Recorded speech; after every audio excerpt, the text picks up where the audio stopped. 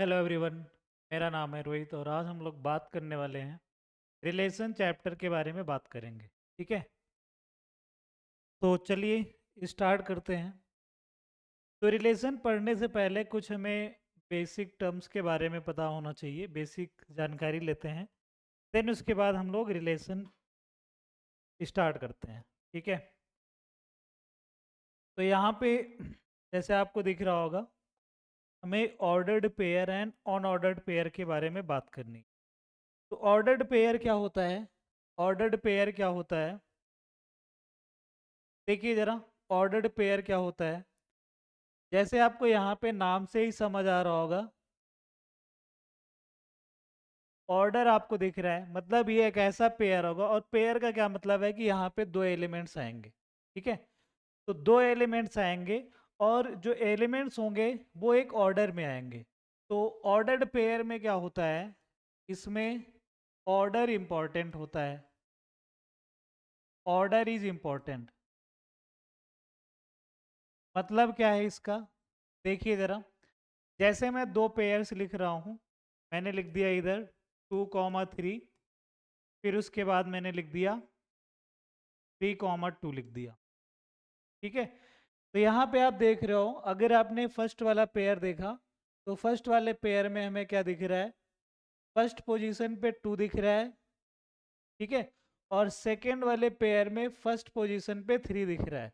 तो ये ordered pair के हिसाब से डिफरेंट पेयर हो जाएंगे, क्योंकि यहाँ पे ऑर्डर, यहाँ पे क्या होता है, ऑर्डर इंपॉर्टेंट होता है। ऑर्डर इंपॉर्टेंट होने का क्या मतलब है कि फर्स्ट पोजीशन पे कौन सा एलिमेंट आया है और सेकंड पोजीशन पे कौन सा एलिमेंट आया है वो मैटर करता है। तो यहाँ पे फर्स्ट पोजीशन पे 2 आया है, यहाँ पे फर्स्ट पोजीशन पे 3 आया है। तो अगर हम ऑर्डर के हिसाब से देखेंगे तो ये क्या हो जाएगा, दोनों ये डिफरेंट पेयर्स हो जाएंगे। ठीक है, तो आप अभी पूछोगे कि बताइए सर ये सेम पेयर कब होंगे, तो सेम पेयर ये तभी होंगे जब दोनों का फर्स्ट वाला एलिमेंट सेम हो और दोनों का अगर सेकंड वाला एलिमेंट भी सेम है, तभी हम उसको सेम पेयर बोलेंगे ऑर्डर्ड पेयर के हिसाब से। ठीक है, ऑर्डर्ड पेयर के हिसाब से इनको हम सेम पेयर तभी बोलेंगे जब दोनों पेयर में फर्स्ट वाला एलिमेंट के इक्वल हो और सेकंड वाले एलिमेंट के इक्वल हो, तब हम इसको क्या बोलेंगे, ऑर्डर्ड पेयर के हिसाब से ये सेम एलिमेंट बोले जाएंगे। ठीक है, तो यहाँ पे क्या होता है, ऑर्डर इंपॉर्टेंट होता है कि फर्स्ट पोजीशन पे कौन सा एलिमेंट आया है, सेकंड पोजीशन पे कौन सा एलिमेंट आया है, वो मैटर करेगा। लेकिन यहाँ पे क्या होता है, अनऑर्डर्ड पेयर में ऑर्डर इंपॉर्टेंट नहीं होता है। Order is not important. तो यहाँ पे अगर ऑर्डर नहीं इंपॉर्टेंट है तो क्या इंपॉर्टेंट होगा, यहाँ पे इंपॉर्टेंट होता है कि कौन कौन से एलिमेंट आए हैं। ठीक है, जैसे मैंने यहाँ पे एक पेयर लिखा 2, 3, देन उसके बाद मैंने लिखा फिर से 3, 2। तो यहाँ पे ऑर्डर तो इम्पोर्टेंट है नहीं, तो यहाँ पे इम्पोर्टेंट क्या है कि कौन कौन से एलिमेंट आए हैं। तो फर्स्ट वाला पेयर अगर आप देख रहे हो तो यहाँ पे 2 और 3 दिख रहा है फर्स्ट वाले पेयर में भी, और सेकंड वाले पेयर में भी आपको 2 और 3 ही दिख रहा है। ठीक है, तो यहाँ पे एलिमेंट आपको सेम दिख रहा है, बस ये। ठीक है, यहाँ पे आपको क्या दिख रहा है, एलिमेंट सेम दिख रहा है, बस इतना ही डिफरेंस आ रहा है इसमें कि जो एलिमेंट है वो अलग अलग पोजीशन पे है। यहाँ पे फर्स्ट प्लेस पे 2 है, यहाँ पे फर्स्ट प्लेस पे 3 है, यहाँ पे सेकंड प्लेस पे 3 है, यहाँ पे सेकंड प्लेस पे 2 है। ठीक है, तो इसको हम क्या बोलते हैं, अनऑर्डर्ड के हिसाब से इसको हम क्या बोलेंगे, सेम पेयर बोलेंगे, अनऑर्डर्ड के हिसाब से। ठीक है, और अनऑर्डर्ड के हिसाब से डिफरेंट पेयर हम कब बोलेंगे, जब वहां पे एलिमेंट ही डिफरेंट आ जाए। जैसे यहाँ पे हो गया 2, 3 एंड 3, 4, तो यहाँ पे 2 और 3 आ रहा है और यहाँ पे 3 और 4 आ रहा है, तो ये क्या हो जाएंगे, डिफरेंट पेयर्स हो जाएंगे, डिफरेंट पेयर्स हो जाएंगे। तो ये क्या हो जाएंगे, डिफरेंट पेयर्स हो जाएंगे। तो आपको ये चीज़ समझ आई होगी कि ऑर्डर्ड पेयर अगर आपके पास कोई पेयर दे के रखा है ना, एलिमेंट्स का पेयर दे के रखा है और आपसे पूछा गया है कि बताइए ऑर्डर्ड के हिसाब से और अनऑर्डर्ड के हिसाब से सेम पेयर है या फिर डिफरेंट पेयर है, तो ऑर्डर्ड के हिसाब से आपको क्या देखना है कि अगर जितने भी पेयर्स दे के रखें, जैसे यहाँ पे मैंने 2 पेयर्स का एग्जांपल लिया, इससे ज़्यादा भी हो सकते हैं, तो अगर दोनों का फर्स्ट एलिमेंट सेम है और दोनों का सेकंड एलिमेंट सेम है, तब तो हम उसको क्या बोलेंगे, ऑर्डर्ड पेयर के हिसाब से सेम पेयर बोलेंगे।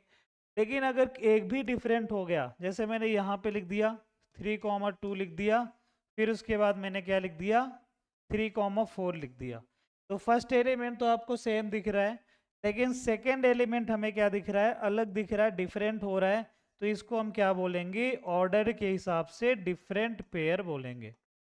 तो ऑर्डर के हिसाब से सेम पेयर कब बोले जाएंगे, जब दोनों पेयर में फर्स्ट वाला एलिमेंट के इक्वल हो और सेकंड वाला एलिमेंट सेकंड वाले एलिमेंट के इक्वल हो रहा है, तब हम उसको क्या बोलेंगे, सेम पेयर बोलेंगे। लेकिन यहाँ पे क्या है, यहाँ पे तो ऑर्डर इंपॉर्टेंट है नहीं, ठीक है, तो ऑर्डर इंपॉर्टेंट है नहीं, तो इनको हम सेम पेयर कब बोलेंगे, जब दोनों पेयर में या फिर 2 से ज़्यादा भी पेयर्स हो सकते हैं, दोनों में अगर सेम एलिमेंट दिख रहा है, जैसे यहाँ पे हमें दिख रहा है इधर भी 2 और 3 आ रहा है, यहाँ पे भी 2 और 3 आ रहा है, तब हम इसको सेम पेयर बोलेंगे। लेकिन अगर एलिमेंट ही डिफरेंट हो गया, यहाँ पे 2 और 3 आया, यहाँ पे 3 और 4 आया, तब हम इसको क्या बोलेंगे, डिफरेंट पेयर्स बोलने वाले हैं, तब ये क्या हो जाएगा, डिफरेंट पेयर हो जाएगा। तो अगर मैं आपको ऐसे बोलूँ, ध्यान से सुनना जरा, अगर मैंने ऐसे बोला कि 2 पेयर्स हैं वो सेम है, 2 ऑर्डर्ड पेयर्स वो सेम है, जैसे मैंने ये बोल दिया कि 2 ऑर्डर्ड पेयर्स हैं, ए कॉमा बी है, और उसके बाद सेकेंड मैंने मान लिया एक्स कॉमा वाई है, और ये दोनों सेम है, सेम ऑर्डर्ड पेयर्स हैं। तो अगर ये सेम ऑर्डर्ड पेयर्स हैं, तो इससे हमें क्या मिलेगा कि जो फर्स्ट वाला एलिमेंट है वो फर्स्ट वाले एलिमेंट के इक्वल होना चाहिए, और जो सेकंड वाला एलिमेंट है वो सेकंड वाले एलिमेंट के इक्वल होना चाहिए। ठीक है, यहाँ पे आपने क्या किया है, 2 पेयर्स लिया और बोल दिया कि ये दोनों ऑर्डर्ड पेयर के हिसाब से सेम पेयर्स हैं, तब हमें क्या मिल जाएगा, फर्स्ट वाला एलिमेंट फर्स्ट वाले एलिमेंट के बराबर आ जाएगा, सेकंड वाला एलिमेंट सेकंड वाले एलिमेंट के बराबर आ जाएगा। लेकिन अगर हम अनऑर्डर्ड की बात करें, तो अनऑर्डर्ड में क्या होगा, देखो जरा, यहाँ पे 2 है, इधर क्या आ गया, 2 आ गया। अच्छा एक चीज और, यहाँ पे एक और मैं लिख रहा हूँ, जैसे मैंने लिख दिया 2,3 और इधर भी मैंने लिख दिया 2,3, तो ये भी क्या हो जाएगा, सेम पेयर हो जाएगा। सेम पेयर क्यों होगा, क्योंकि इधर भी 2 और 3 आ रहा है और यहाँ पे भी 2 और 3 आ रहा है, तो कहने का मतलब ये है कि अगर उसने बोला है कि 2 अनऑर्डर्ड पेयर्स दे के रखें और वो सेम है, तो इसका क्या मतलब है कि फर्स्ट वाला एलिमेंट फर्स्ट वाले एलिमेंट के बराबर हो सकता है और फर्स्ट वाला एलिमेंट सेकंड वाले के भी बराबर हो सकता है। ठीक है, तो अगर फर्स्ट वाला फर्स्ट के बराबर हो जाएगा तो सेकंड वाला सेकंड के बराबर हो जाएगा, लेकिन अगर फर्स्ट वाला सेकंड के इक्वल हो गया, तो यहाँ पे जो सेकंड वाला एलिमेंट होगा वो फर्स्ट वाले एलिमेंट के बराबर हो जाएगा। ठीक है, तो इसी को हमें लिखना है इधर, जैसे मैंने नेक्स्ट वाला पॉइंट लिखा, if a comma b and x comma y represents same unordered pairs, same unordered pairs,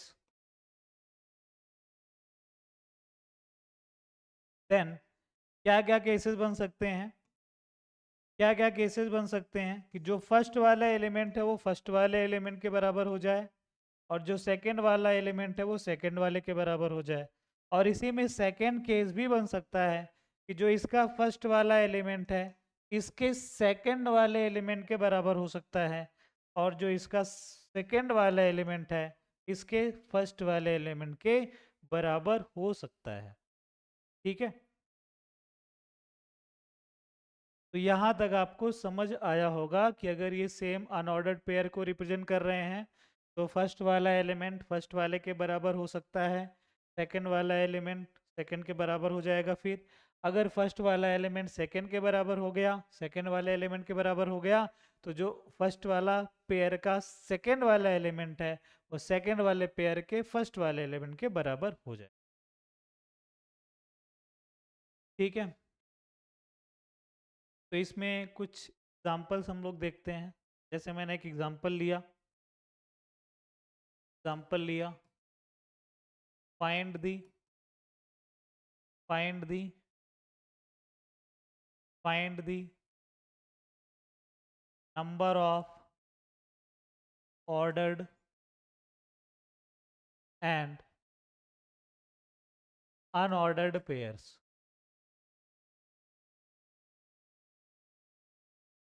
और यहाँ पे मैं कुछ पेयर्स लिख रहा हूँ 2,3 then 3,2 3,4 then 4,3 then यहाँ पे हो गया 3,5 then हो गया 3,6। तो ये 6 पेयर्स हैं। तो आपको अभी बताना है कि कितने इसमें ऑर्डर्ड पेयर्स होंगे और कितने इसमें अनऑर्डर्ड पेयर्स होंगे। तो ऑर्डर्ड पेयर के लिए क्या होना चाहिए, देखो दो ऑर्डर्ड पेयर्स को हम सेम तब बोलेंगे जब उनका फर्स्ट एलिमेंट के बराबर हो जाए और सेकंड वाला एलिमेंट सेकंड वाले एलिमेंट के बराबर हो जाए, तब तो हम उनको क्या बोलेंगे, सेम बोलेंगे। ठीक है, तो यहाँ पे आपको ऐसा कोई भी नहीं दिख रहा है, तो 2,3 है तो 2,3 वाला कोई नहीं दिख रहा, 3,2 है तो 3,2 वाला भी कोई नहीं दिख रहा। ठीक है, तो ऑर्डर्ड पेयर्स के हिसाब से सभी पेयर आपको डिफरेंट दिख रहे हैं, तो total number of ordered pairs कितने हो जाएंगे, 6 के बराबर हो जाएंगे। और अनऑर्डर्ड पेयर कितना हो जाएगा, अनऑर्डर्ड पेयर कितना हो जाएगा, number of unordered pairs. Number of unordered pairs क्या हो जाएगा, देखो अगर कोई दो पेयर सेम हो गया तो हम उसको एक ही बार काउंट करेंगे। तो यहाँ पे जैसे हमें दिख रहा है कि ये दोनों पेयर सेम है। क्यों ऐसा, क्योंकि मैंने बोला था कि अगर दोनों में सेम एलिमेंट आपको दिख रहे हो, कहाँ पे है उससे मतलब ही नहीं है। यहाँ पे भी हमें 2 और 3 दिख रहा है, इधर भी हमें 2 और 3 दिख रहा है, तो इन दोनों को हम एक ही अनऑर्डर्ड पेयर काउंट करेंगे, क्योंकि हम इसको क्या बोलते हैं, सेम बोलेंगे।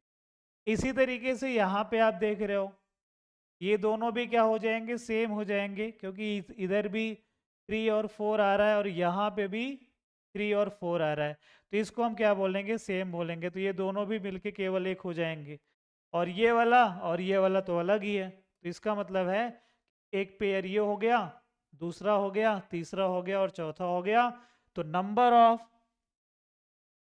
ऑफ अनऑर्डर्ड पेयर्स कितने हो जाएंगे, नंबर ऑफ अनऑर्डर्ड पेयर्स हो जाएंगे आपके पास 4 के बराबर। ठीक है, ये आपको समझ आया होगा। यहाँ पे अनऑर्डर्ड पेयर 4 के बराबर क्यों हो रहे हैं, क्योंकि इन दोनों को हम एक ही पेयर काउंट करेंगे, इन दोनों को भी हम एक ही पेयर काउंट करेंगे, फिर उसके बाद ये वाला और ये वाला तो डिफरेंट ही है, तो नंबर ऑफ अनऑर्डर्ड पेयर कितना हो जाएगा, 4 के बराबर आ जाएगा। ठीक है, तो चलो एक इस पे क्वेश्चन करते हैं। ये है,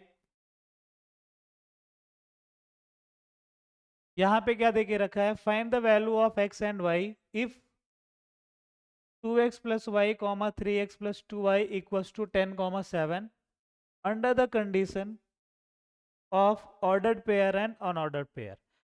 तो फर्स्ट वाला हम सॉल्व करते हैं। यहाँ पे पेयर क्या देके रखा है, पेयर देके रखा है 2x plus y comma 3x plus 2y equals to हो रहा है 10,7।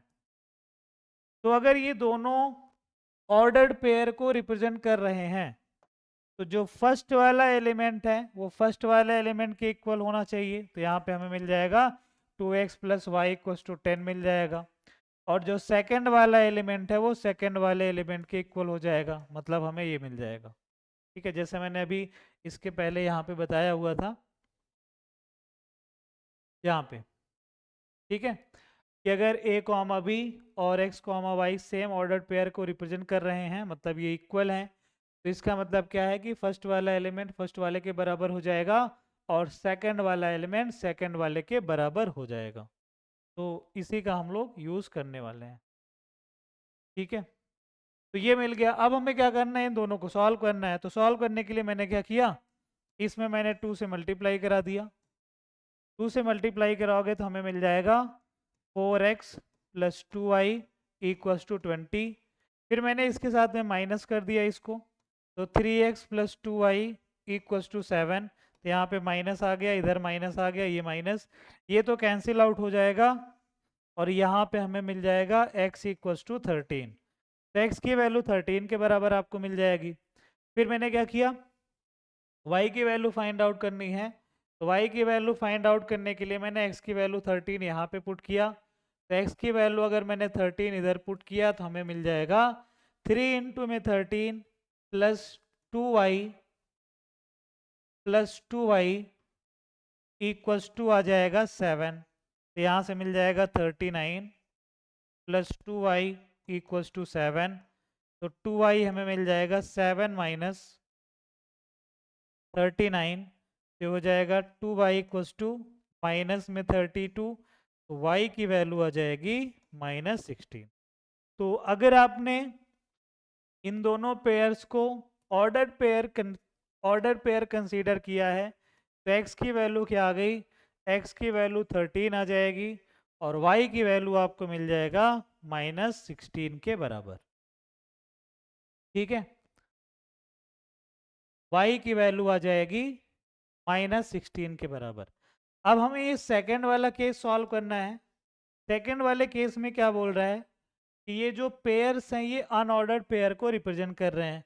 तभी मैंने थोड़ी देर पहले ये बताया था कि अगर दो पेयर्स हैं और वो सेम है, अनऑर्डर्ड पेयर को रिप्रेजेंट कर रहे हैं, तो क्या क्या कंडीशन हो सकती है कि फर्स्ट वाला एलिमेंट फर्स्ट वाले के बराबर हो जाए तो सेकंड वाला सेकंड वाले के बराबर हो जाएगा, या फिर क्या हो सकता है कि फर्स्ट वाला एलिमेंट सेकंड के बराबर हो जाए तो जो सेकंड वाला एलिमेंट है वो फर्स्ट के बराबर आपको मिलेगा। तो इसी का हमें यूज़ करना है यहाँ पे। ठीक है, तो सेकेंड वाला केस में सॉल्व कर रहा हूँ। सेकेंड वाले केस में क्या है कि 2x plus y comma 3x plus 2y equals to 10,7। तो यहाँ पे बेसिकली दो केस बनेंगे। फर्स्ट वाला केस क्या बनेगा, फर्स्ट वाला केस बनेगा कि जो फर्स्ट वाला एलिमेंट है वो फर्स्ट के बराबर हो जाए तो जो सेकंड वाला एलिमेंट है वो सेकंड के बराबर हो जाएगा। एक तो ये केस बन जाएगा और इसी में सेकंड वाला केस क्या बनेगा कि जो फर्स्ट वाला एलिमेंट है वो सेकंड के बराबर हो जाए और जो सेकंड वाला एलिमेंट है वो फर्स्ट वाले एलिमेंट के बराबर हो जाए। ठीक है, तो यहाँ पे हमें इसको अभी सॉल्व करना है, एक्स और वाई की वैल्यूज पता करनी है। तो ये तो आपने सॉल्व किया ही है, फर्स्ट वाला तो आपने सॉल्व किया ही है यहाँ पे। ठीक है, तो यहाँ से तो आपको आंसर मिल जाएगा, x की वैल्यू क्या मिल गई 13 मिल जाएगा और y की वैल्यू मिल जाएगी -16 के बराबर। अब आपको सेकंड वाला केस सॉल्व करना है, तो सेकंड वाला केस सॉल्व कर लेते हैं हम लोग। तो सेकंड वाला केस अगर हम सॉल्व करेंगे तो हमें क्या मिल रहा है, हमें मिल रहा है 2x plus Y equals to हो रहा है कितना, इक्वस टू हो रहा है 7, 3x plus 2y equals to 10। ये 7 हो गया और 3x plus 2y equals to 10। तो मैंने फिर से क्या किया, इसमें 2 से मल्टीप्लाई करा दिया, तो क्या आ जाएगा 4x plus 2y equals to आ गया 14। इसके साथ में मैंने सब्ट्रैक्ट कर दिया तो हमें मिलेगा 3x plus 2y equals to 10। Subtract किया तो ये माइनस ये माइनस ये माइनस यहाँ पे कैंसिल आउट हो जाएगा, तो x इक्वल्स टू हमें मिल जाएगा 4 के इक्वल। तो x की वैल्यू हमें 4 के बराबर मिल गई, तो यहाँ पे पुट कर दो तो हमें y की वैल्यू भी मिल जाएगी। तो x की वैल्यू मैंने इधर पुट किया तो 3 इंटू में 4 प्लस में 2y इक्वल्स टू आएगा 10। तो यहाँ पे 12 + 2y = 10 आ गया। तो 2y की वैल्यू आ जाएगी -2, तो y की वैल्यू आ जाएगी -1 के बराबर। ठीक है, तो यहाँ पे आपको पेयर्स क्या क्या मिल रहे हैं, x की वैल्यू मिल गई 4 के बराबर एंड y की वैल्यू मिल गई -1 के बराबर। तो अगर आप सेकंड वाले केस का आंसर लिखोगे तो इसमें फर्स्ट वाला पेयर ऐसे मिलेगा, x की वैल्यू यहाँ पे मिला था, x की वैल्यू 13 और y की वैल्यू आ जाएगी -16। इसी में सेकंड वाला आंसर आ जाएगा, x की वैल्यू 4 एंड y की वैल्यू आ जाएगी -1 के बराबर। ठीक है,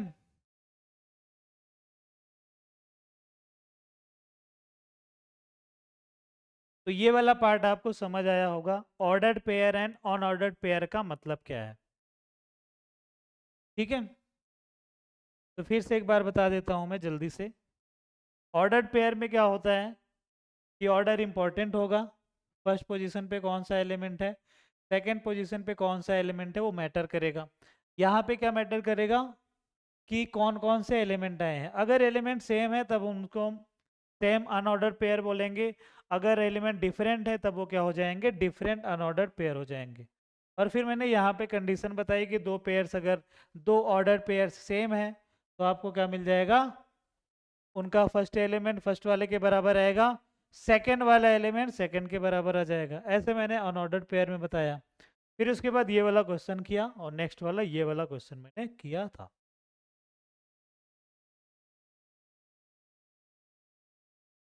ठीक है,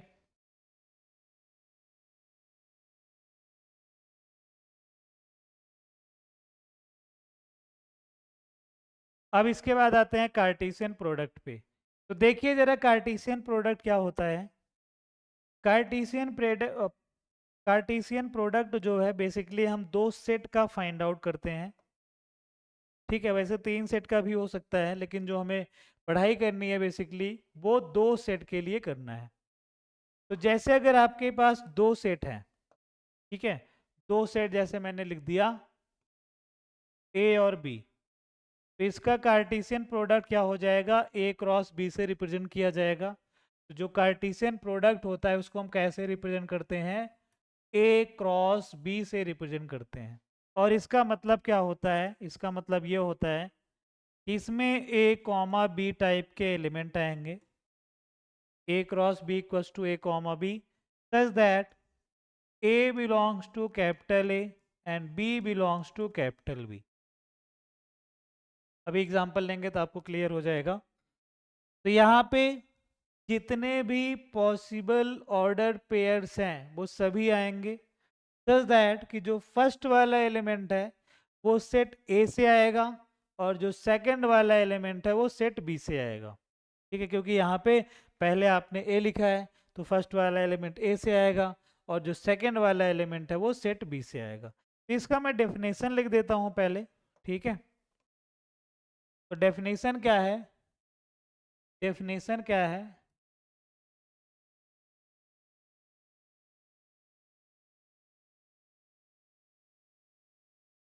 product of two sets A and B, A and B is represented by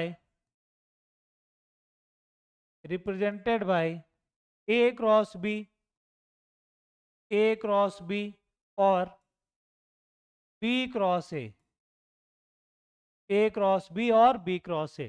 तो अगर आपने A क्रॉस B किया तो आपको ये चीज़ें फाइंड आउट करनी है। तो यहाँ पे मैं B क्रॉस A भी लिख दे रहा हूँ। B cross A equals to B comma A such that B belongs to capital set B and A belongs to capital set A for all possible ordered pairs, all possible ordered pairs।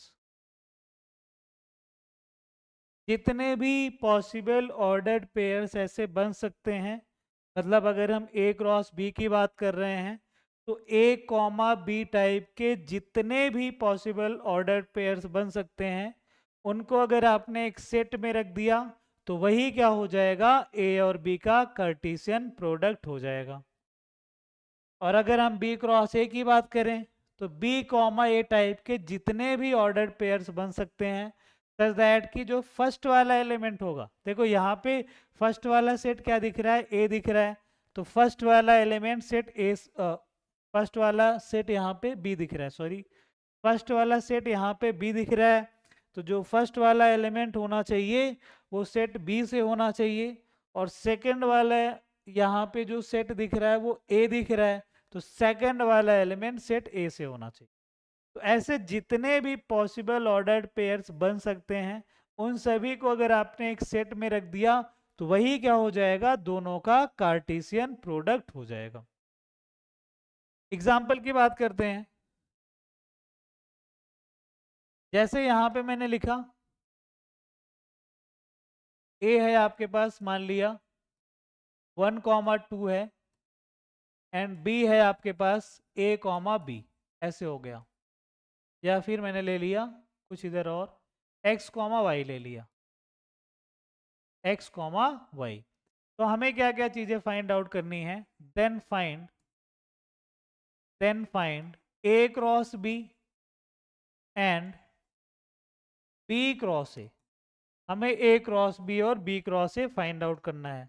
तो अगर हम ए cross B की बात करेंगे, ठीक है, तो जैसे मैंने बोला ए क्रॉस बी में क्या होगा, ए कॉमा बी टाइप के जितने भी पॉसिबल ऑर्डर्ड पेयर्स हैं वो सभी आप लिख दो, सच दैट कि जो फर्स्ट वाला एलिमेंट होगा वो सेट ए से आएगा और जो सेकंड वाला एलिमेंट होगा वो सेट बी से आएगा। तो यहाँ पे देखिए जरा, अगर मैंने सेट ए से 1 लिया, सेट ए से अगर मैंने 1 लिया तो सेट बी से क्या क्या आ सकता है, x आ सकता है और y आ सकता है, यही बनेगा। अगर मैंने सेट ए से 2 लिया तो यहाँ पे फिर से x आ सकता है और y आ सकता है, तो ये क्या हो जाएगा, ये आपका दोनों का Cartesian product A cross B हो जाएगा। ठीक है, तो फर्स्ट वाला एलिमेंट आप देख रहे हो कि सेट ए से आ रहा है और जो सेकंड वाला एलिमेंट आपको दिख रहा है वो सेट बी से आ रहा है। ठीक है, फिर उसके बाद अगर हम बी क्रॉस ए की बात करें तो बी क्रॉस ए क्या हो जाएगा, फर्स्ट वाला एलिमेंट सेट बी से आना है, तो सेट बी से मैं क्या ले सकता हूँ, एक्स ले सकता हूँ, तो सेट ए से हमें 1 और 2 लेना पड़ेगा, तो ये हो गया। यहाँ से हम y ले सकते हैं, तो y कॉमा 1 हो जाएगा और y कॉमा 2 हो जाएगा, तो ये क्या हो गया, आपका कार्टेशियन प्रोडक्ट हो गया। ठीक है, तो जितने पॉसिबल ऑर्डर्ड पेयर्स हैं उन सभी को अगर आपने एक सेट में रख दिया तो वही क्या हो जाएगा, कार्टेशियन प्रोडक्ट हो जाएगा, जैसे यहाँ पे आपको दिख रहा है। अच्छा, यहाँ पे एक चीज़ और आप ऑब्जर्व अगर करोगे तो आपको क्या दिखेगा कि अगर ए क्रॉस बी लिखा हुआ है, ठीक है, तो उससे आप क्या, ए क्रॉस बी अगर उन्होंने लिख के दिया है तब उससे आप क्या कर सकते हो, सेट ए और सेट बी बना सकते हैं। वो कैसे बनेगा, जैसे मैंने बोला कि ए क्रॉस बी में फर्स्ट वाला जो एलिमेंट होगा वो सेट ए से आया होगा और जो सेकंड वाला एलिमेंट होगा वो सेट बी से आया होगा। तो यहाँ पे जो 1 है फर्स्ट वाला एलिमेंट है, ये सेट ए से आएगा, और जो सेकंड वाला एलिमेंट है 1 और 2 जो है वो सेट ए से आएगा, और जो सेकंड वाला एलिमेंट आपको दिख रहा है एक्स और वाई, ये कहाँ से आएगा, सेट बी से आएगा। तो अगर आपको ऐसे दिया होता, मान लेते हैं कि आपको उन्होंने ए क्रॉस बी दिया होता और आपसे पूछा होता कि बताइए सेट ए और सेट बी क्या होगा, तब आप क्या करते कि यहाँ पे फर्स्ट वाला एलिमेंट देख लेते, तो फर्स्ट वाला एलिमेंट में 1 और 2 आपको दिख रहा है, तो ये क्या हो जाएगा, सेट ए हो जाएगा। और सेकंड वाला एलिमेंट देखते, तो सेकंड वाला एलिमेंट आपको एक्स और वाई दिख रहा है, तो ये क्या हो जाएगा, सेट बी हो जाएगा। अब यहाँ पे जैसे आपने पढ़ा होगा सेट में हम एलिमेंट्स को रिपीट नहीं करते हैं, ठीक है, सेट में डिस्टिंक्ट एलिमेंट हम लिखते हैं। तो अगर आप अगर कोई ऐसे लिख रहा है कि यहाँ पे सर फर्स्ट वाला एलिमेंट तो इधर 1 है, फिर से 1 हो रहा है, फिर से ये 2 हो रहा है, फिर से ये 2 हो रहा है, तो ये गलत लिखने का तरीका है। क्योंकि जब भी हम सेट लिखते हैं तो सेट में हमें एलिमेंट्स को रिपीट नहीं करना होता है। इस वजह से 1 और 1 जो 2 बार आपने रिपीट किया है उसको केवल एक बार लिखना है। फिर उसके बाद 2 और 2 जो आपने 2 बार रिपीट किया इसको भी हमें केवल एक ही बार लिखना है। तब आपका जो सेट ए हो जाएगा वो क्या आ जाएगा, 1,2 हो गया। और जो सेट बी होगा वो क्या हो जाएगा, x, y हो जाएगा। ठीक है,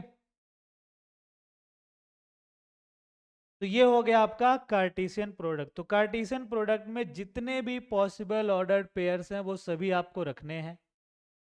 तो जितने भी पॉसिबल ऑर्डर पेयर्स हैं उन सभी को अगर आपने एक सेट में रख दिया तो वही क्या हो जाएगा, आपका कार्टेशियन प्रोडक्ट हो जाएगा। तो इसमें कुछ इंपॉर्टेंट पॉइंट हैं। ठीक है, जैसे आपको दिख रहा होगा कि ये दोनों ए क्रॉस बी और बी क्रॉस ए सेम नहीं है। यहाँ पे 1, x दिख रहा है, यहाँ पे x, 1 दिख रहा है। और मैंने बोला कि ये सभी ऑर्डर्ड पेयर्स की बात हो रही है, तो ये वाला पेयर और ये वाला पेयर अलग हो जाएगा। और आपने सेट में ये पढ़ा है कि अगर एलिमेंट्स अलग होते हैं तो उसको हम क्या बोलते हैं, डिफरेंट सेट बोलते हैं, या फिर सेट को हम इक्वल नहीं बोल सकते। तो इन जनरल क्या होता है, in general A cross B not equals to B cross A होता है। ठीक है, और अगर ए क्रॉस बी और बी क्रॉस ए इक्वल हो रहा है तो इसको हम इंपॉर्टेंट पॉइंट्स में नोट कर लेते हैं। In general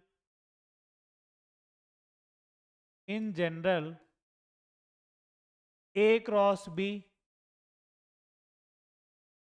not equals to B cross A, but if A cross B equals to b cross a, then a equals to b। तो ये अगर सेम हो रहा है, मतलब ऐसे क्वेश्चन पूछे जा सकते हैं कई बार, इनका यूज आ जाएगा बेसिकली कि अगर a क्रॉस b और b क्रॉस a सेम हो रहे हैं तब उस केस में क्या होगा, a और b दोनों जो सेट हैं वो इक्वल होते हैं, मतलब उनको हम सेम ही सेट बोल सकते हैं। अब इसमें एक चीज और देखो जरा, इससे पहले मैं का एग्जांपल लेता हूँ, एक एग्जांपल और ले रहा हूँ मैं। ठीक है, इसका सभी लोगों को कार्टेशियन प्रोडक्ट फाइंड आउट करना है। जैसे मैंने सेट ले लिया 1, 2, 3, सेट बी मैंने ले लिया x, y, z। तो बताइए ए क्रॉस बी क्या आएगा, ए क्रॉस बी क्या आएगा, सभी लोग इसको लिखेंगे। तो ए क्रॉस बी आपको कैसे मिलेगा, फर्स्ट वाला एलिमेंट सेट ए से लेना है, तो अगर मैंने 1 ले लिया तो यहाँ पे क्या क्या चीज़ें हो सकती हैं, x आ सकता है, y आ सकता है और z आ सकता है। 1, x हो गया, 1, y हो गया और 1, z हो गया। फिर उसके बाद अगर आपने यहाँ पे 2 लिया तो इधर से फिर से x, y और z आ सकता है, तो 2, x हो गया, 2, y हो गया और 2, z हो जाएगा। फिर उसके बाद क्या आ सकता है, ए से मैंने 3 ले लिया तो हमें मिल जाएगा 3, x, फिर आ जाएगा 3, y, फिर आ जाएगा 3, z। तो ये तो हमें क्या मिल गया, ये आपको ए क्रॉस बी मिल गया। अब इसी तरीके से B cross A find out करो। बी क्रॉस ए क्या हो जाएगा, फर्स्ट वाला एलिमेंट अभी कहाँ से लेना है, सेट बी से लेना है, क्योंकि पहले आपको क्या दिख रहा है, बी दिख रहा है। तो यहाँ पे अगर मैंने x लिया तो इधर आपको 1, 2 और 3 मिलेगा। फिर इसके बाद अगर आपने सेट बी से y लिया फिर से 1, 2, 3 मिल जाएगा, y, 2 एंड y, 3 आ जाएगा। अगर आपने z लिया सेट बी से तो z, 1, z, 2 और z, 3 आ जाएगा। ये मिल गया। तो ये आपको बी क्रॉस ए मिल गया। अब अगर आप ध्यान से देखोगे, अगर आप अभी ध्यान से देखोगे तो आपको क्या दिखेगा कि ए क्रॉस बी में कितने एलिमेंट आपको दिख रहे हैं। ए क्रॉस बी में आपको एलिमेंट दिख रहे हैं 1 2 3, 9 के बराबर दिख रहे होंगे। ऐसे ही बी क्रॉस ए में कितने एलिमेंट दिख रहे हैं, वो भी 9 के बराबर दिख रहे हैं। तो क्या मैं ऐसे लिख सकता हूँ क्या कि number of element in A cross B equals to हो रहा है 9। इसको आप लिख सकते हो 3 इंटू में 3, और यहाँ पे 3 क्या हो रहा है, number of element in A, और दूसरा वाला 3 क्या हो रहा है, number of element in B हो रहा है। मैं इसको ऐसे लिख सकता हूँ, ठीक है। तो यहाँ पे मैंने इसको ऐसे लिख दिया। तो क्या मैं ऐसे लिख सकता हूँ, ठीक है, कि number of element in A cross B equals to number of element in A into में number of element in B. इसी तरीके से number of element in B cross A equals to क्या हो जाएगा, number of element in B into number of element in A. तो ये एक बहुत ही इंपॉर्टेंट पॉइंट है कि अगर हमें ए क्रॉस बी में नंबर ऑफ एलिमेंट की बात करनी है, तो जो यहाँ पे इंडिविजुअल सेट्स यूज हुए हैं उसमें नंबर ऑफ एलिमेंट पता करो और उनका मल्टीप्लाई करा दो, वही क्या हो जाएगा, number of element in A cross B हो जाएगा। तो यहाँ पे सेकंड वाला इंपॉर्टेंट पॉइंट है कि number of element in A cross B equals to हो जाएगा number of element in A into number of element in B. Same ऐसे ही हमें क्या मिल जाएगा, number of element in B cross A equals to आएगा number of element in B into में आ जाएगा number of element in A आ जाएगा। ठीक है, ये एक इम्पॉर्टेंट पॉइंट है। अब उसके बाद एक चीज़ और देखो, जैसे मैंने यहाँ पे आपको बताया, यहाँ पे मैंने आपको बताया कार्टेशियन प्रोडक्ट के बारे में कि अगर दो सेट हैं तो उनका कार्टेशियन प्रोडक्ट आप कैसे लिखोगे, ए क्रॉस बी, सच दैट कि यहाँ पे ए क्रॉस बी आ जाएगा, ठीक है, सच दैट इसमें ए कॉमा बी टाइप के एलिमेंट आएंगे। ए कहाँ से आएगा, फर्स्ट वाले सेट से आएगा, और बी कहाँ से आएगा, सेकंड वाले सेट से आएगा। अब यहीं पे अगर मैं 3 सेट की बात करूं, 3 सेट्स की अगर मैं बात कर रहा हूं तो क्या हो जाएगा, देखिए ज़रा, A cross B cross C. तो ये क्या हो जाएगा, इसमें A comma B comma C type के एलिमेंट आएंगे, सच दैट जो फर्स्ट वाला एलिमेंट है वो सेट ए से आएगा, सेकेंड वाला एलिमेंट है वो सेट बी से आएगा, और थर्ड वाला एलिमेंट है वो सेट सी से आएगा। तो आप 3 अगर सेट दे के रखे हैं तो उसके लिए आप क्रॉस, उसके लिए भी आप क्रॉस प्रोडक्ट की बात कर सकते हो। फिर इसी में फोर्थ वाला पॉइंट है। फोर्थ वाला पॉइंट क्या है, number of element in A cross B cross C, ये क्या हो जाएगा, number of element in A into number of element in B into number of element in C. जैसे यहाँ पे था, यहाँ पे 2 सेट हो रहे थे, 2 तक आप गए। अगर ये 3 सेट हो जाएगा तब आप कहाँ तक जाओगे, 3 सेट तक जाओगे। ठीक है, तो ये कुछ इंपॉर्टेंट पॉइंट्स हैं तो आपको ध्यान रखना है कि ए क्रॉस बी जो है वो बी क्रॉस ए के बराबर नहीं होता है, और अगर ए क्रॉस बी और बी क्रॉस ए बराबर हो रहे हैं तो इसका मतलब क्या है कि ए और बी सेम हो जाएंगे। देन उसके बाद number of element in A cross B, ये किसके बराबर हो जाएगा, number of element in A into में number of element in B. Same ऐसे अगर हमें 3 सेट्स का कार्टेशियन प्रोडक्ट चाहिए तो वो कैसे लिखोगे, A comma B comma C type के एलिमेंट आएंगे, सच दैट कि जो फर्स्ट वाला एलिमेंट होगा वो सेट ए से होगा, सेकंड वाला एलिमेंट सेट बी से होगा, और थर्ड वाला एलिमेंट सेट सी से होगा। ठीक है, फिर number of element in A cross B cross C अगर आपको चाहिए तो तीनों सेट में जो नंबर ऑफ एलिमेंट्स हैं उनको पता करो, उनका मल्टीप्लाई करा दो, वही क्या हो जाएगा, number of element in A cross B cross C हो जाएगा। ठीक है, चलो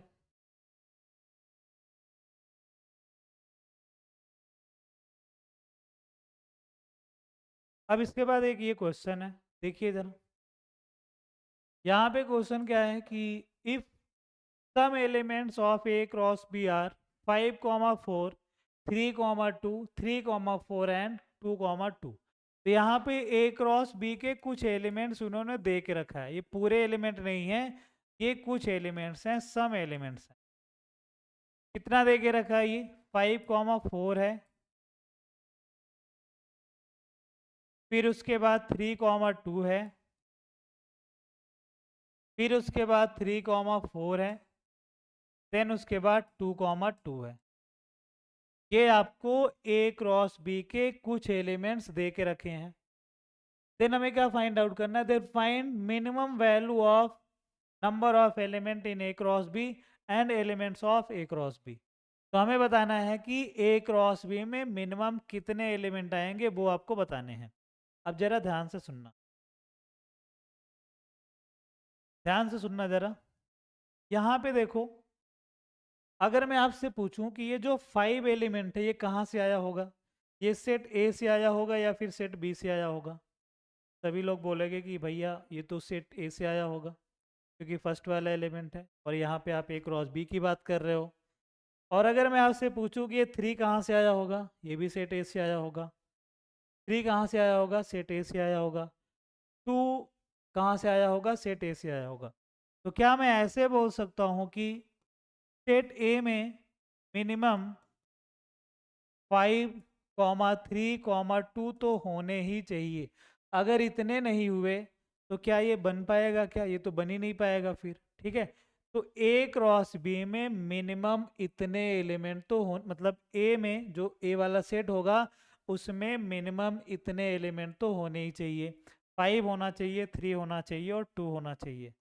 फिर इसी तरीके से अगर मैं आपसे पूछूं कि ये जो आपको 4 दिख रहा है ये बी से आया होगा, यहाँ पे जो 2 दिख रहा है ये बी से आया होगा, 4 दिख रहा है बी से आया होगा, और यहाँ पे जो 2 दिख रहा है वो भी बी से आया होगा। तो क्या मैं ऐसे लिख सकता हूँ क्या कि मिनिमम बी में मिनिमम 4, 2 तो होना ही चाहिए, इससे कम नहीं होना चाहिए, क्योंकि अगर इससे कम हुआ तो क्या ये सभी एलिमेंट आपको मिल पाएंगे? क्या नहीं मिल पाएगा, क्योंकि जैसे मैंने मान लिया कि यहाँ पे आपने 2 हटा दिया, ठीक है, यहाँ पे आपने 2 हटा दिया, तो क्या आपको कभी 3, 2 मिल पाएगा? क्या नहीं मिलेगा भैया। क्यों? क्यों नहीं मिलेगा? क्योंकि जो सेकंड वाला एलिमेंट है वो सेट बी से आना चाहिए, तो सेट बी में अगर 2 है ही नहीं तो क्या आपको 3, 2 मिल सकता है? क्या नहीं मिल सकता है। ठीक है, तो इसका मतलब है कि ए में मिनिमम 5, 3, 2 होना चाहिए, और बी में मिनिमम 4 और 2 तो होना ही चाहिए। इससे ज़्यादा भी हो सकते हैं, क्योंकि उसने बोला है, उसने क्या बोला है कि ए क्रॉस बी के ये कुछ एलिमेंट्स लिख के दिए गए हैं, पूरे एलिमेंट नहीं है।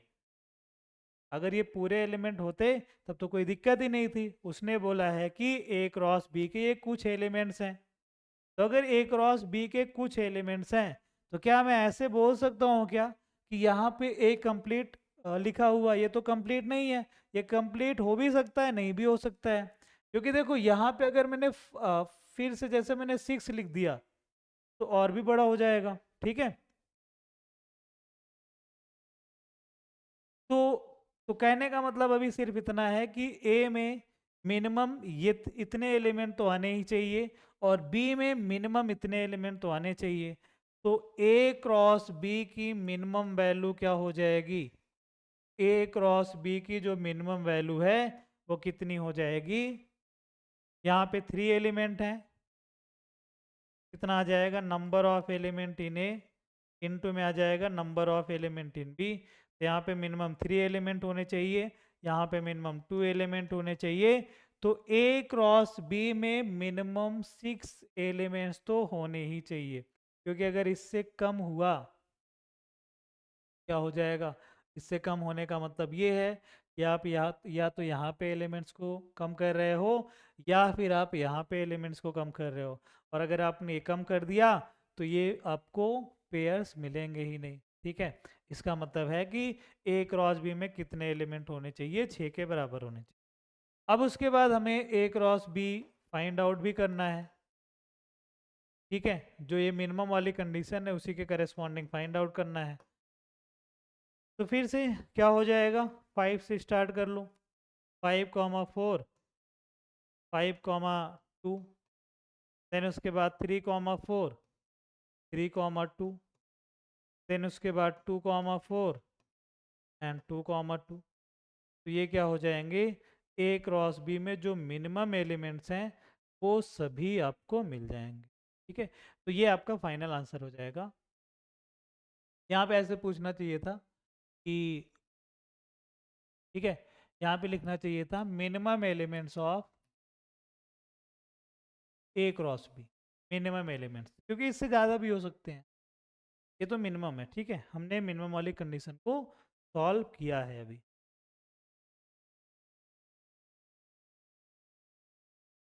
चलो ये वाला क्वेश्चन देखते हैं। इसमें क्या दे के रखा है, a equals to x is that x belongs to integer 2 to the power x minus 2 into x square minus 5x plus 6 equals to 1, and b दे के रखा है x is that x belongs to integer 2x minus 1 is in between minus 3 and 9, then find a cross b। तो हमें a cross b बताना है। तो basically हमें क्या करना है, हमें पहले सेट a पता करना है कि इसमें कितने एलिमेंट्स आएंगे, फिर उसके बाद हमें सेट b पता करना है कि इसमें कितने एलिमेंट आएंगे, फिर उसके बाद उनका क्रॉस प्रोडक्ट करवा देना, सिंपल सा है।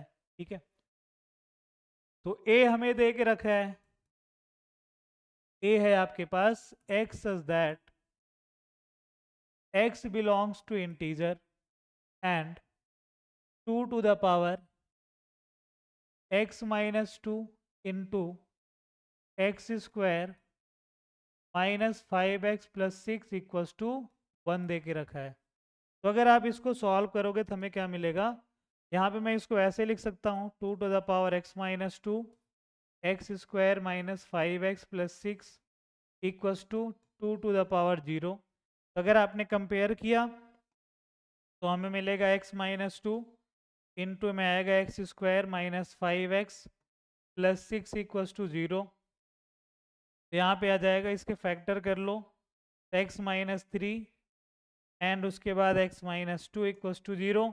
तो x की वैल्यूज आपको क्या क्या मिल रही हैं, 3 मिल रहा है और 2 मिल रहा है। यहाँ पे 2 2 बार मिल रहा है, लेकिन हमें सेट के फॉर्म में अगर मैं लिखूंगा तो सेट आपको क्या मिल जाएगा, हमें x टाइप के एलिमेंट चाहिए था और x आपको क्या क्या मिल रहा है, 3 मिल रहा है, 2 मिल रहा है एंड 2 मिल रहा है।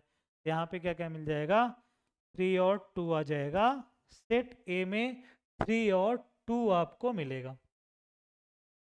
एलिमेंट्स को रिपीट तो करना ही नहीं है, यहाँ पे वैसे 2 बार 2 मिल रहा था लेकिन हमें रिपीट तो करना ही नहीं है कि हमें सेट के फॉर्म में लिखना है। ठीक है, अब इसी तरीके से हमें इसको सॉल्व करना है। तो अगर मैंने इसको सॉल्व किया, हमें यहाँ से x की वैल्यू पता करनी है और वो वैल्यू पता करनी है जो इंटीजर हो, उसको हमें क्या करना है, उससे हमें सेट b बनाना है। देन उसके बाद हमें a क्रॉस b मिल जाएगा। तो मैंने क्या किया कि पूरे में +1 कर दिया, तो -3 + 1 -2 हो गया, लेस दैन 2x हो जाएगा, लेस दैन कितना हो जाएगा, 10 हो जाएगा। देन उसके बाद मैंने क्या किया, 2 से डिवाइड कर दिया तो -1 लेस दैन x हो गया, लेस दैन 5। अब आपको क्या चाहिए, -1 और 5 के बीच में जो भी इंटीजर्स हैं वो सभी कहाँ पे आ जाएंगे, सेट बी में आ जाएंगे। तो क्या क्या होता है बताइए ज़रा, क्या क्या होता है -1 और 5 के बीच में, क्या क्या इंटीजर्स होते हैं। -1 को तो लेना ही नहीं है, तो -1 से बड़ी वैल्यू 0 आ गया, फिर 1 आ जाएगा, फिर 2 आ जाएगा, फिर 3 आ जाएगा, फिर 4 आ जाएगा। तब आपको ये क्या मिल गया, ये आपको b मिल गया। और अगर आपको b मिल गया तो आप a क्रॉस b आराम से पता कर सकते हो। a क्रॉस b क्या आएगा बताइए ज़रा। ठीक है, यहाँ पे 3 है तो 3 के साथ में सभी की पेयरिंग कर दो, 3,0, 3,1, 3,2, 3,3, 3,4, ये आपको मिलेगा। फिर उसके बाद यहाँ पे अगर आपने 2 लिया तो 2 का इन सभी के साथ में पेयरिंग कर दो, तो क्या आएगा, 2,0, 2,1, 2,0, 2,1, 2,2, 2,3 एंड 2,4 ये हमें मिल जाए। तो ये हो जाएगा आपका फाइनल आंसर, क्योंकि हमें क्या चाहिए था, A cross B find out करना था। ठीक है,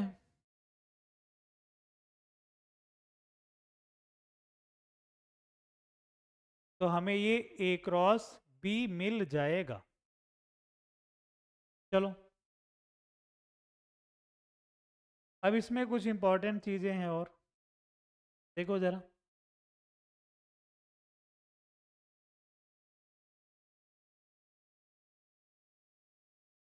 अब इसमें इंपॉर्टेंट चीजें क्या है, और जैसे हमें ये फाइंड आउट करना है number of element in A cross B intersection C cross D, ये आपको फाइंड आउट करना है।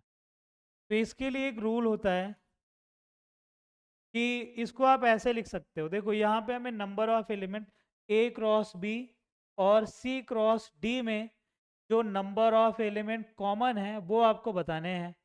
तो इसके लिए एक फॉर्मूला होता है कि यहाँ पे जो फर्स्ट वाले सेट हैं उनमें देख लो कि कितने एलिमेंट कॉमन है। Number of element in A intersection C dot number of element in B intersection D। यहाँ पे मैंने क्या किया कि जो फर्स्ट वाले एलिमेंट हैं उनमें मैंने देख लिया कि कितने एलिमेंट कॉमन है, ठीक है। इनटू में क्या कर दिया, जो सेकंड वाला सेट है उनमें मैंने देख लिया कि कितने एलिमेंट कॉमन है। तो ये आपका एक फॉर्मूला होता है और ये बहुत ही इंपॉर्टेंट चीज़ है, तो ज़रा याद रखेंगे कि number of element in A cross B intersection C cross D equals to क्या हो जाएगा, नंबर ऑफ इक्वल्स टू हो जाएगा number of element in A intersection C dot number of element in B intersection D. ऐसे तीन element का भी है, जैसे हमें ये पूछा गया A cross B cross C intersection intersection D cross E cross F, ये आ गया, ये आपसे पूछा गया है। तो ये भी ऐसे करना है, यहाँ पे फर्स्ट वाला सेट लेना है और इधर भी फर्स्ट वाला सेट लेना है। तो ये आपको मिल जाएगा number of element in A intersection D dot number of element in B intersection E dot number of element in C intersection F, ये आपको मिल जाएगा। जैसे ये वाला फॉर्मूला है वैसे ये भी है, ये भी आपको याद रखना है।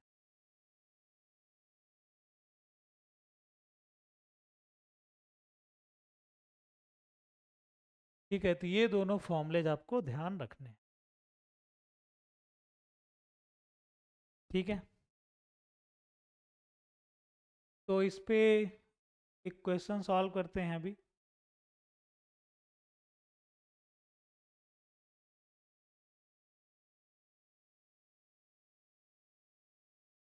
देखिए जरा, यहाँ पे एक सेट दे के रखा है ए जिसमें एलिमेंट्स हैं 7, सेट बी दे के रखा है जिसमें एलिमेंट्स हैं 5, सेट सी दे के रखा है जिसमें एलिमेंट्स हैं 4। ए इंटरसेक्शन बी की वैल्यू है number of element in A intersection B, ये 3 के बराबर है। बी और सी में जो कॉमन एलिमेंट्स है वो 2 के बराबर है। ए और सी में जो कॉमन एलिमेंट्स है वो 4 के बराबर है। तब हमें ये सभी चीज़ें फाइंड आउट करनी है। ठीक है, तो फर्स्ट वाला तो कैसे हो जाएगा, फर्स्ट वाला तो डायरेक्ट आप ऐसे लिख सकते हो जैसे अभी मैंने बोला कि फर्स्ट वाला सेट देखो इसमें कितने एलिमेंट कॉमन है, मैंने इसको ऐसे लिख दिया number of element in A intersection B. फिर उसके बाद क्या आएगा, number of element in B intersection A. देखो यहाँ पे ए इंटरसेक्शन बी है, यहाँ पे बी इंटरसेक्शन ए है, दोनों का मतलब सेम ही होगा, क्योंकि ए और बी में जितने एलिमेंट कॉमन होंगे उतने एलिमेंट बी और ए में भी तो कॉमन ही होंगे।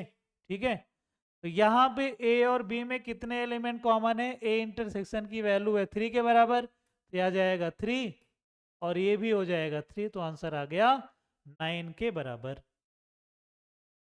अब उसके बाद यहाँ पे ध्यान से देखना जरा, ये वाला जो पार्ट है यहाँ पे इंटरसेक्शन नहीं है, यहाँ पे यूनियन है। अगर इंटरसेक्शन होता तब तो आपको ये वाला मेथड अप्लाई करना है, लेकिन यहाँ पे हमें क्या दिख रहा है, यहाँ पे यूनियन दिख रहा है। तो यूनियन के लिए ये वाला मेथड आपको अप्लाई नहीं करना है। यूनियन के लिए ध्यान से सुनना जरा, क्या अप्लाई करना है।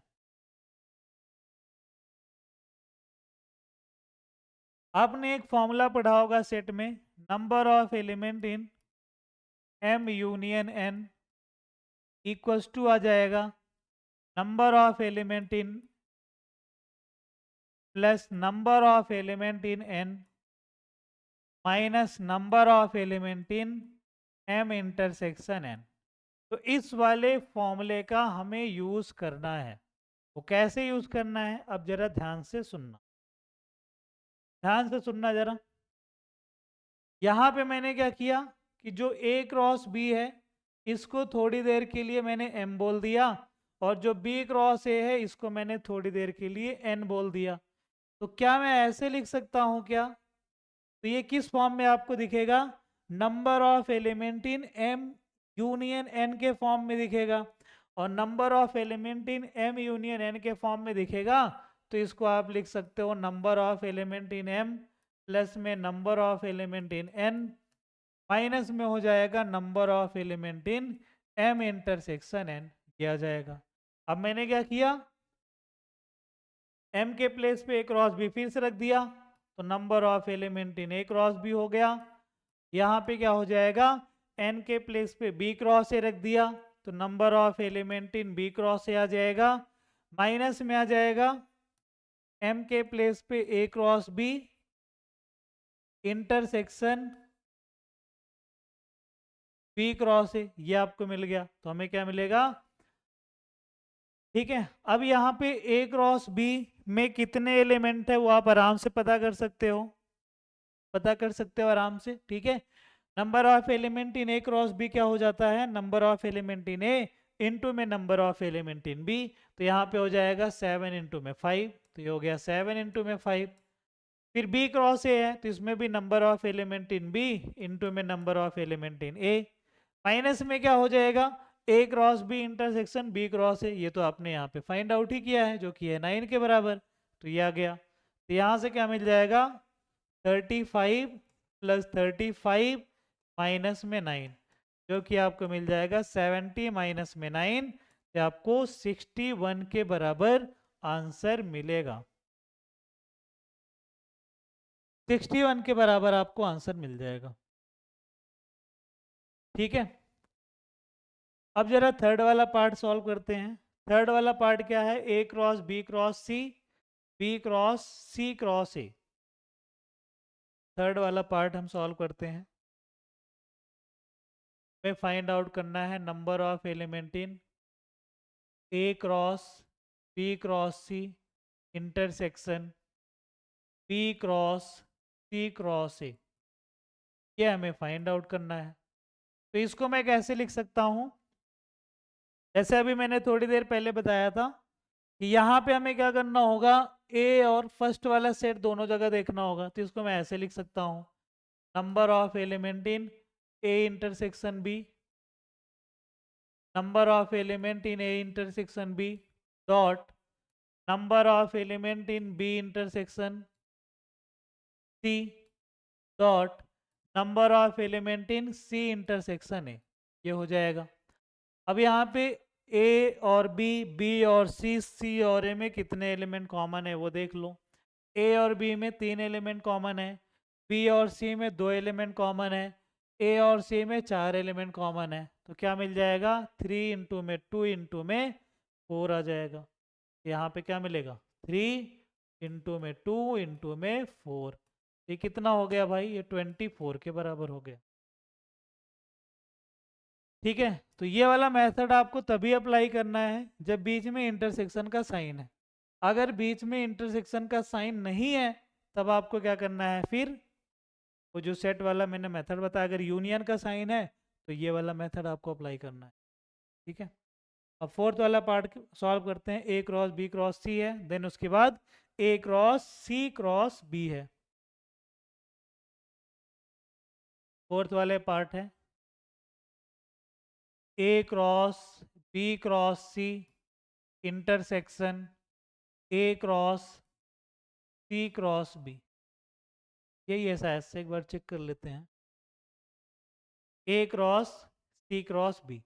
अब यहाँ पे फिर से देखो इंटरसेक्शन का साइन है, तो अगर इंटरसेक्शन का साइन है तो मैं इसको ऐसे लिख सकता हूँ, number of element in A intersection A dot number of element in B intersection C. ठीक है, यहाँ पे बी लिया, यहाँ पे सी लिया। फिर उसके बाद number of element in C intersection B. क्या गया, ए और ए में कितने एलिमेंट कॉमन होंगे? ए इंटरसेक्शन ए का क्या मतलब है, ए और ए में जितने एलिमेंट कॉमन है, तो ए में जितने एलिमेंट होंगे उतने ही कॉमन होंगे भाई, इसमें कौन सा सोचने की बात है। तो इसका तो आंसर क्या हो जाएगा, 7 के बराबर। फिर उसके बाद बी और सी में कितने एलिमेंट कॉमन है और सी और बी में कितने एलिमेंट कॉमन है, दोनों की वैल्यू सेम आएगी। बी और सी में कितने एलिमेंट कॉमन है, 2 के बराबर। तो ये तो हो गया 7, ये हो जाएगा 2, ये हो जाएगा 2। तो यहाँ पे आंसर हमें मिल गया 28 के बराबर।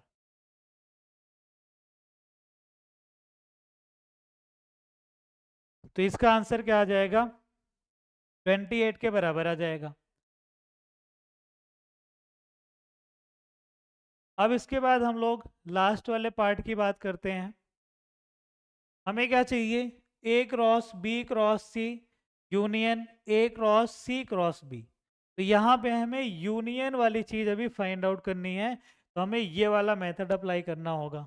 ठीक है, चलो तो नेक्स्ट वाला पार्ट है फिफ्थ वाला।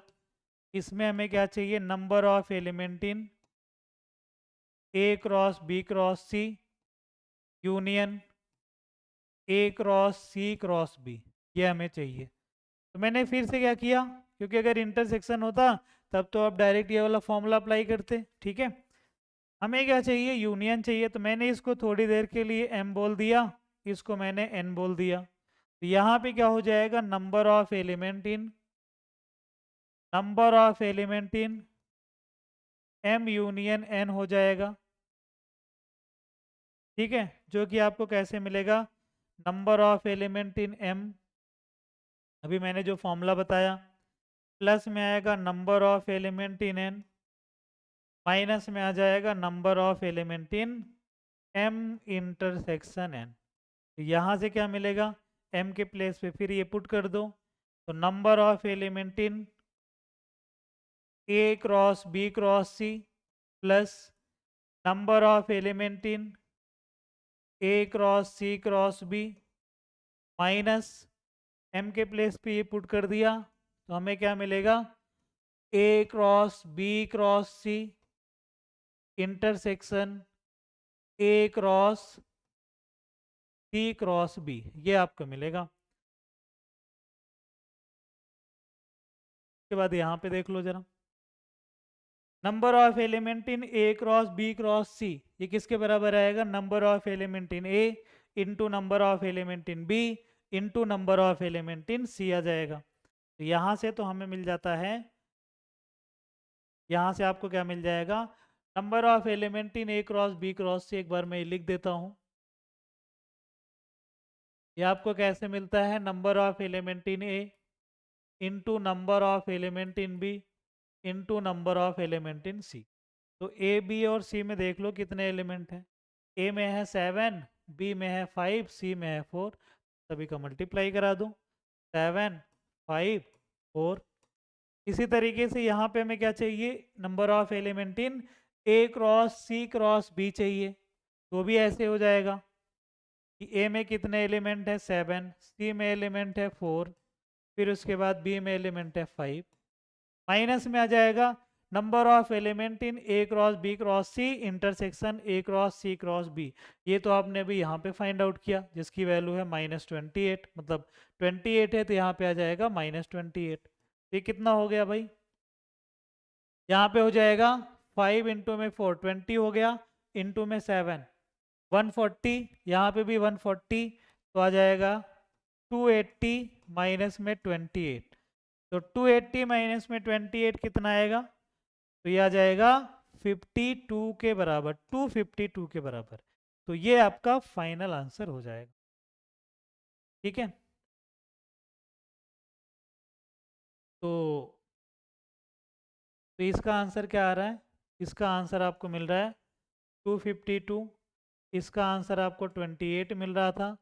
इसका आंसर आपको 24 मिल रहा था। थर्ड वाले का आंसर 24 है। ठीक है, यहाँ पे सॉल्व किया गया है। थर्ड वाले का आंसर 24 है, फोर्थ वाले का आंसर 28 हो गया। फिर यहाँ पे क्या हो जाएगा? 252 के बराबर आ जाएगा।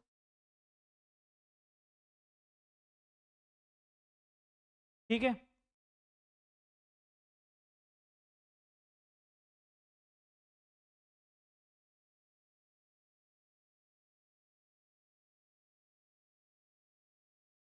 तो आज हम लोगों ने क्या देखा? Basically ordered pair and unordered pair देखा।